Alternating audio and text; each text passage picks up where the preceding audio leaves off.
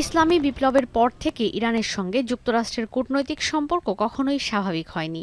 তাই হয়তো পরমাণু প্রকল্প নিয়ে দ্বিতীয় দফায় দুই দেশের প্রতিনিধিদের আলোচনা সফল হয়েছে এই তথ্য নিশ্চিত করলেও হঠাৎ জরুরি বৈঠক ডেকে দেশের সশস্ত্র বাহিনীকে সর্বোচ্চ প্রস্তুতি নিয়ে রাখতে বলেছেন ইরানের সর্বোচ্চ ধর্মীয় নেতা আয়াতুল্লাহ আলী খামেনি। সশস্ত্র বাহিনীর নেতাদের সঙ্গে বৈঠকে তিনি বলেন, শত্রুপক্ষ ইরানের সামরিক সক্ষমতা মেনে নিতে পারছে না, কিন্তু ইরান মুসলিম দেশ হিসেবে নিজের পরিচয় নিয়ে স্বাধীনভাবেই মাথা উঁচু করে থাকবে। এমন অবস্থায় পরমাণু ইস্যুতে শনিবার ওমানেই দ্বিতীয়বারের মতো বৈঠকে বসছে ওয়াশিংটন ও তেহরান। বৈঠক আর খামেনির সতর্কবার্তাকে কেন্দ্র করে মার্কিন প্রেসিডেন্ট ডোনাল্ড ট্রাম্প বলেছেন, তিনি বিশ্বাস করেন ইরান ইচ্ছা করে পরমাণু চুক্তি নিয়ে গড়িমসি করছে। হুঁশিয়ারি দিয়ে ট্রাম্প বলেন, যে কোনো মূল্যে ইরানকে পরমাণু অস্ত্র তৈরি থেকে বিরত রাখতে হবে, আর তা না হলে তেহরানের পরমাণু কেন্দ্রে হামলা চালানো হবে। বান্ডেল থাকলে প্রতি সেনমানিতে টাকা বাঁচবে। বিকাশ সেনমানি বান্ডেল কিনে জিতুন প্রতি লেনদেনে। They got to go fast because they're fairly close to having one, and they're not going to have one. And if we have to do something very harsh, we'll do it. And I'm not doing it for us, I'm doing it for the world.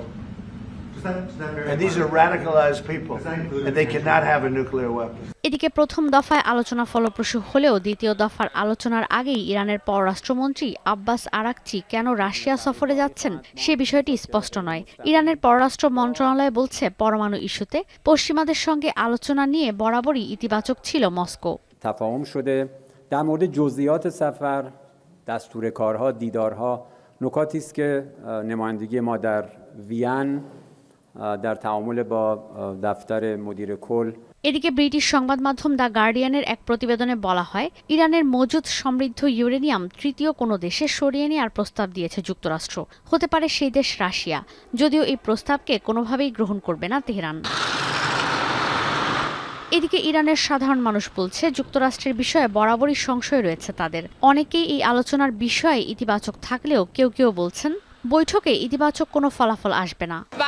امیدوارم که خوب پیش بره و آمریکا هم بر سر قولاش بمونه و واقعا این مذاکرات جواب داشته باشه. مرحله اول بود، هنوز چیز مشخصی نیومده، در حد یک گفتگو ساده بوده، ولی خب خبرهای خوبی اومد بیرون و همین এমন অবস্থায় ইরানের সেনাবাহিনীর বিশেষ শাখা Islamic revolutionary guard corps বলছে, দেশের জাতীয় নিরাপত্তা, প্রতিরক্ষা আর সামরিক শক্তির ইস্যুতে আলোচনায় কোনো ধরনের আপোষ হবে না। সশস্ত্র বাহিনী প্রধান মেজর জেনারেল মোহাম্মদ বাঘিরি জানান, ইরানের সামরিক বাহিনী পুরোপুরি প্রস্তুত, শত্রুপক্ষের কোনো কুচক্র বাস্তবায়ন হবে না। ঈশিতা ব্রহ্ম, এখন বিশ্ব।